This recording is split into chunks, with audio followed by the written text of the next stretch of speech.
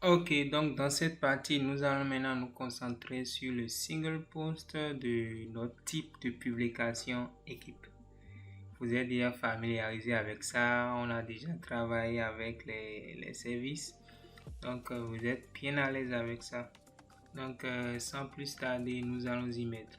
Donc nous avons déjà créé le type de publication équipe, nous avons créé des champs, donc en me rendant sur groupe de champs, nous avons déjà créé des champs équipe, champ post, lien LinkedIn, Facebook, Behance, compétences. D'accord, on avait déjà créé tout ça.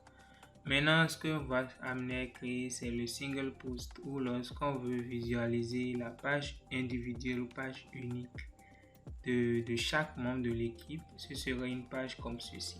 D'accord.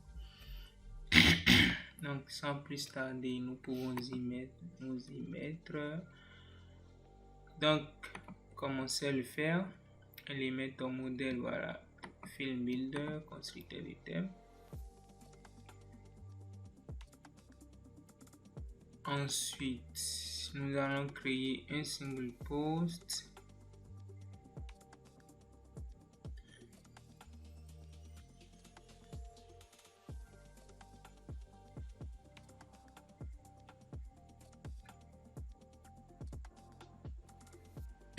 Donc, on ne veut pas travailler avec un modèle, donc on ferme cette partie-ci. Donc, on va s'y mettre, bon, comme on a l'habitude de le faire avec la page service. Ici, nous voyons très bien que c'est un menu, un header transparent avec un fond coloré, d'accord. Donc, ce qu'on va se mettre à faire, c'est par exemple, il me semble qu'on avait déjà enregistré une section. Voilà, notre section euro ici, on va essayer de l'utiliser. Donc, je fais appliquer. Donc, ici, j'aurai combien de champs? J'aurai normalement deux containers. On peut ne pas utiliser deux containers, d'accord, mais utiliser une image et il y aura un container ici, d'accord. C'est une possibilité. Donc, ce que je peux commencer par faire, c'est d'enlever en fait tout ce qu'il y a dedans. La possibilité que j'aimerais bien vous montrer. Ok, j'ouvre le navigateur, on va bien voir, nous sommes dans ce container-ci, c'est vide. Donc, on peut bel et bien ajouter, on donne d'abord la direction, puis voilà, horizontale, ça correspond très bien. Donc, on devait ajouter,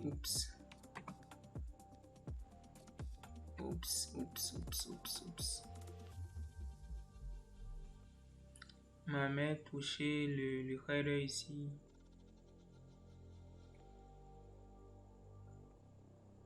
Ok, donc ici, comme on peut le voir, c'est notre future image, n'est-ce pas? Si vous vous rappelez très bien, on avait créé le groupe de champs. Je pars dans équipe. On va le voir ensemble. Si je ouvre par exemple ceci.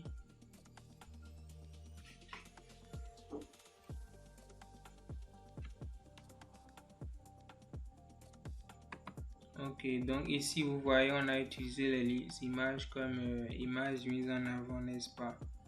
Exactement, donc ici, on va déplacer Feature Image ici à ce niveau. Et j'ai dit que je vais mettre container ici, d'accord? Donc je peux container juste à côté. Je vais le mettre en bas.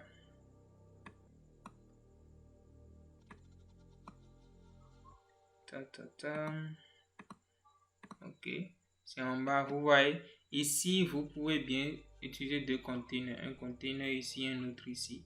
Maintenant, je vais vous montrer cette possibilité également de mettre juste une image ici et de mettre un container ici. D'accord. Donc ici dans le feature image, on va d'abord commencer à le faire dans les réglages ici, dans Preview Settings, et choisir équipe, d'accord, et faire Apply and Preview, right. Donc ça a pris un exemple ici, comme on peut le voir.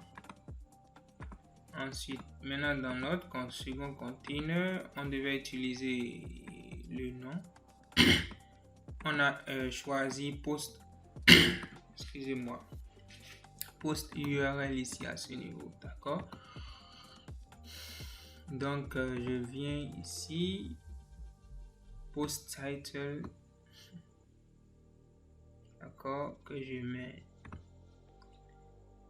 en plan, tout. Ensuite on a le post, donc on part chercher title, on met par exemple DH3, anyway, et nous partons choisir les balises dynamiques. On sait le faire, c'est fields, et on recherche post, n'est-ce pas? Voilà.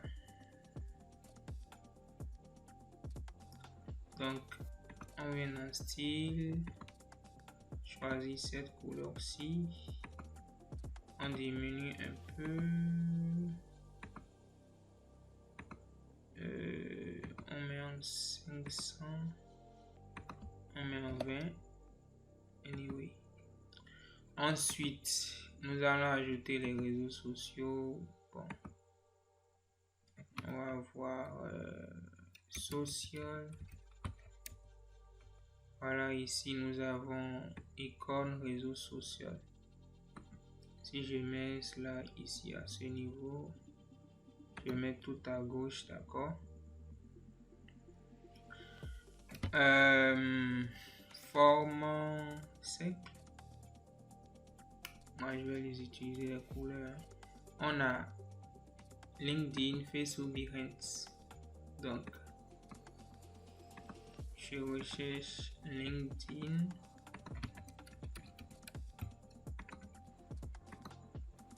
d'accord. Et ici le lien, si vous vous rappelez le lien ici, on doit utiliser balise dynamique, d'accord. Donc URL field, d'accord. Donc en cliquant ici, je dois rechercher qui, et voir lien LinkedIn, d'accord. On clique là. Ensuite pour Facebook,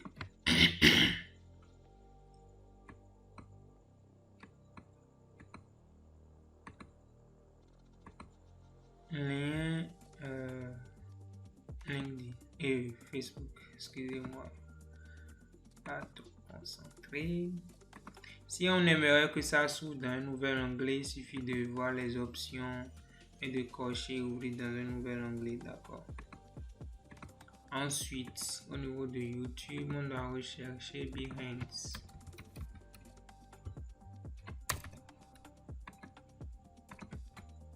D'accord.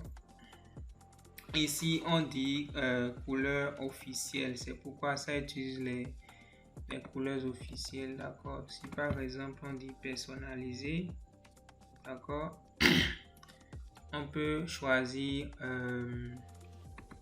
une couleur, par exemple, en fait, par exemple du blanc, et ce serait du blanc, ou tout enlevé en fait. Maintenant ici couleur secondaire, je vais voir à quoi ça sert. Ok, je vais me rendre dans style pour voir si on peut utiliser des contours.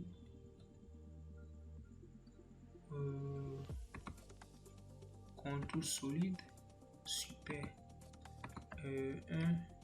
Super. je vais voir. C'était du plan, donc je ne vois pas.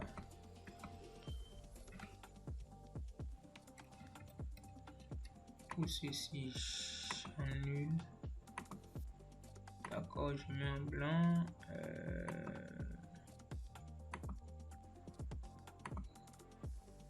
Non, transparent, excusez-moi. Transparent. Ceci également personnalisé. Transparent.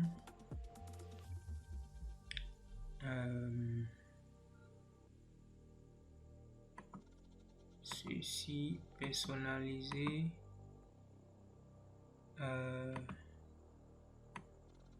Transparent. Ok. Mon style. Au niveau de la largeur, je le mets à 2. Couleur de bordure, je choisis ceci. Bon, ça peut se faire. Les icônes, on peut changer tout ça. On laisse ça comme ça. On aura, vous aurez le temps de. On avait déjà personnalisé ça là-bas. Anyway. On peut déjà faire ici, ça va s'appliquer à tout au lieu de le faire chaque fois comme on l'a fait. Anyway. Donc, ici, comme vous pouvez le voir, tout est en haut. Alors qu'ici, c'est centré, tout ça. Donc, on peut bien choisir ceci et venir centrer le contenu ici à ce niveau. Maintenant, l'espace qu'il y a au milieu, il y a également plusieurs possibilités. Vous pouvez utiliser des paddings d'image, mais comme c'est si c'était 2 containers par exemple, vous pouvez utiliser les caps, d'accord, l'espace entre containers. Mais ici, on n'a pas utilisé un container général, c'est le grand container de l'autre côté. Moi, j'aimerais mettre ça seulement sur ceci. D'accord. Sinon, ce que je disais, je vais vous montrer ceux qui n'ont pas suivi les autres vidéos. Si par exemple je me fais ici, vous voyez que ça met de l'espace entre tous les éléments de ce container. Vous l'avez compris, n'est-ce pas?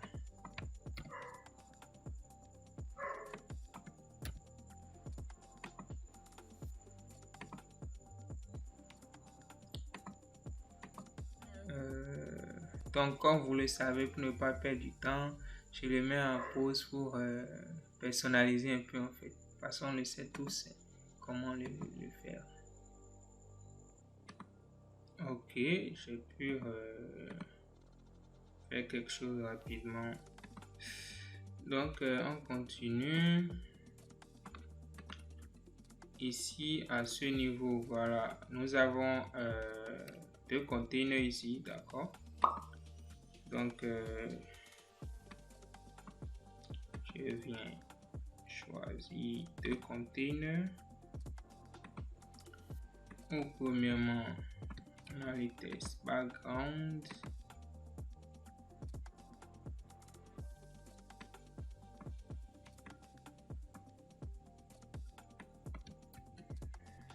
Oups.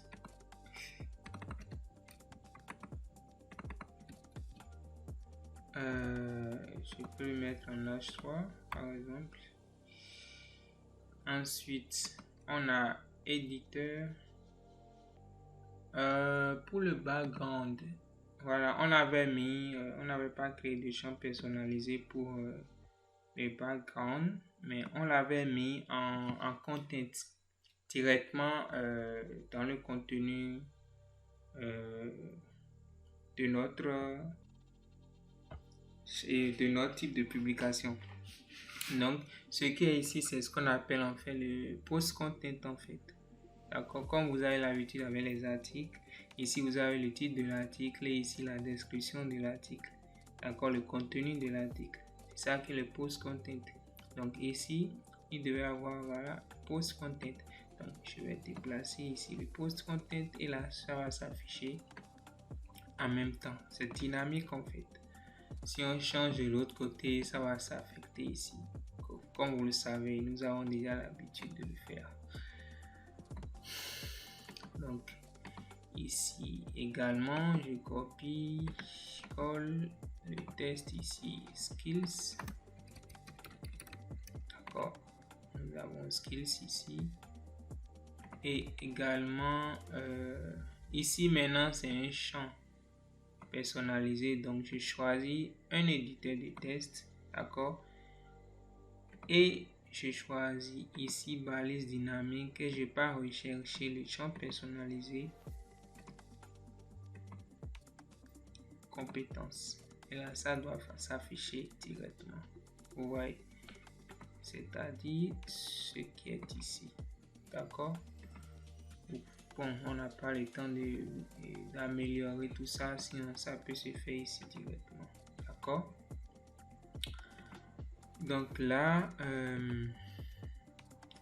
comme j'ai l'habitude de le faire, j'utilise les espaceurs directement là. D'accord. Donc ici, vous pouvez voir l'espace entre les deux avec les containers comme on a l'habitude de le faire. Si on choisit le grand container ici à ce niveau, on vient ici, c'est colonne, n'est-ce pas? Donc on vient, on choisit par exemple du 30. Anyway. Et vous voyez que ça amène de l'espace entre eux. Exactement. D'accord. On continue notre épopée. Donc ici, nous avons la partie d'autres spécialistes qui est bel et bien dynamique. Donc on vient en bas, on déplie. On va voir ordre spécialiste.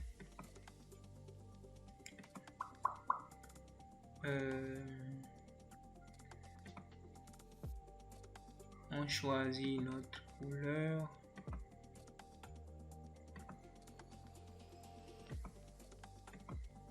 Voilà, on ajoute maintenant nos titres. On centre cela et en haut directement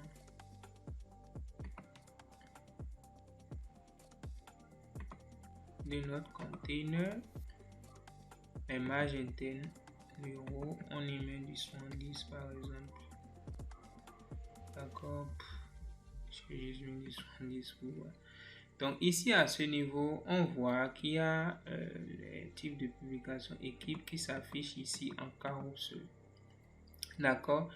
Et ici, on voit que les items, on a déjà appris, les éléments, c'est la même chose en fait. Et il a juste une boucle des éléments, autrement dit loop item. Mais ici, c'est du carousel. Donc, ce qu'on appelle non, Elementor loop de carousel en fait. Donc, si je viens ici, par exemple, je choisis, je recherche loop, vous allez voir loop carousel. Si pour vous en français, c'est boucle en fait. Anyway. Donc, comme on a l'habitude de le faire, si on ajoute une loop, on doit créer un template. Le template, c'est-à-dire l'élément unique qui est ici. Et si vous vous rappelez bien, on avait déjà créé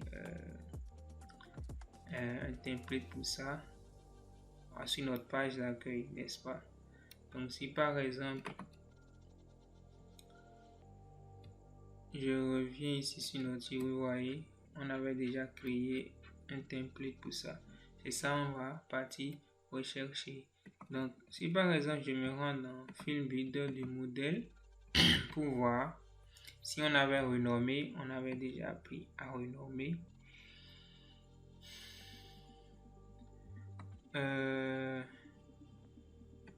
Est-ce que c'est ceci? Ça, c'est pour service et ceci. Ceci, Elementor loop item. On n'avait pas renommé. Je viens ici, je recherche Elementor loop item. Voir. On parle de query article. On recherche équipe. Donc c'est ce qu'on avait créé. On doit renommer ça. Si je renomme, ça va pas casser. Ça va pas casser. Bon, anyway. Donc je mets équipe, hein. Loop item change. Anyway. Donc comme on peut le voir ici, d'accord, pour les, qu'est-ce qui a changé? Vous voyez que si par exemple je défile, vous voyez ça défile en fait, d'accord. Donc ici, si je choisis mon loop item, je viens dans la honte ici, je peux choisir le nombre de trucs, c'est 3. Donc ce qui va s'afficher c'est toujours 3. Un scroll à la fois dans query équipe. Je vais vous montrer quelque chose. On voit très bien que le membre en fait de l'équipe affiché ici s'affiche également dans le loop, vous voyez. Donc ça c'est pas trop professionnel, donc on doit couper cela. Donc si on se rend dans query, d'accord, si on sélectionne non loop, si on se rend dans query, on devait venir dans exclude, right? Donc ici pour le bouton ici, on clique dessus et on met exclude current post, ce qui veut dire que current post, c'est-à-dire l'élément actuel, d'accord, c'est-à-dire William Green, ne devait pas s'afficher ici. Donc on met à jour cela. Donc on ouvre notre page d'accueil de nouveau. On vient au niveau de notre maman fait details, d'accord. Donc si on vient en bas, on ne devait pas voir William en fait. Donc si on recherche William n'est pas là, William n'est pas là. Si par exemple je prends James Richardson, right, je ne devais pas voir de James Richardson. Voilà, super. Donc c'est un peu ça.